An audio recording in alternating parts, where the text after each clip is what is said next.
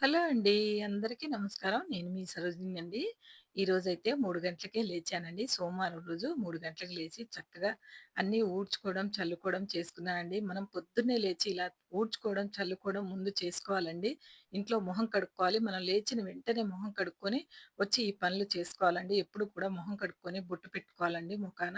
మనం స్నానం చేయకపోయినా సరే మనం చీపిరి పట్టేటప్పుడు మాత్రం మొహం కడుక్కునే ఉండాలండి. ఎప్పుడైనా కూడా మొహం, కాళ్ళు, చేతులు కడుక్కొనొచ్చి ఈ పని చేసుకోండి.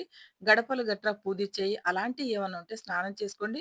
మీకు అలవాటుంటే స్నానం చేసే అలవాటే ఉంటే మాత్రం తప్పకుండా స్నానం చేసి వచ్చే చేసుకోండి. ఎందుకంటే స్నానం చేయగానే బయటికొచ్చి చీపిరి పట్టుకుంటాం కదండీ! అలా కాకుండా మొహం కడుక్కొని పట్టుకున్నా మంచిదే.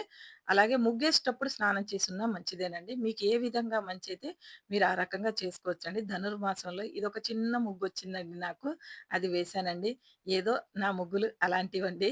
ఇది ముగ్గు చూసి నవ్వుకోకండి. ఇలా అయితే చక్కగా అందరూ వెళ్ళిపోయిన తర్వాత టిఫిన్ చేసిన బోళ్ళుంటాయి కదండీ! రాత్రి తోమేస్తానండి నేను. ఆ తర్వాత మళ్ళీ టిఫిన్ చేసిన తర్వాత అన్నీ పడతాయండి. ఆ తర్వాత మాత్రం పూజ చేసుకున్నానండి చక్కగా. టిఫిన్ చేసుకొనైతే కాదండి. అది తర్వాత క్లిప్పండి. కానీ నేను పూజ మాత్రం ముందే చేసుకున్నాను. ఇలా మొత్తం కొంచెం క్లియర్ చేశానండి మందిరంలో కొద్దిగా.